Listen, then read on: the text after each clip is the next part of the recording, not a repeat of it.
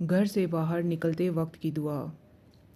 حدیث میں آیا ہے کہ نبی کریم صلی اللہ علیہ وآلہ وسلم نے فرمایا، جب آدمی اپنے گھر سے نکلے پھر کہے بسم اللہ توکلت علی اللہ لا حول ولا قوت الا باللہ، اللہ کے نام سے نکل رہا ہوں، میرا پورا توکل اللہ ہی پر ہے، تمام طاقت و قوت اللہ ہی کی طرف سے ہے، تو آپ صلی اللہ علیہ وآلہ وسلم نے فرمایا، اس وقت فرشتے کہتے ہیں اب تجھے ہدایت دے دی گئی، تیری طرف سے کفایت کر دی گئی اور تجھے بچا لیا گیا۔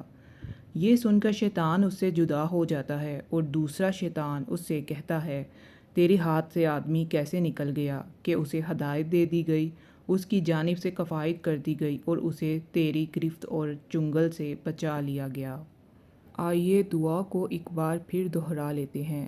بسم اللہ توکلت علی اللہ لا حول ولا قوت الا باللہ۔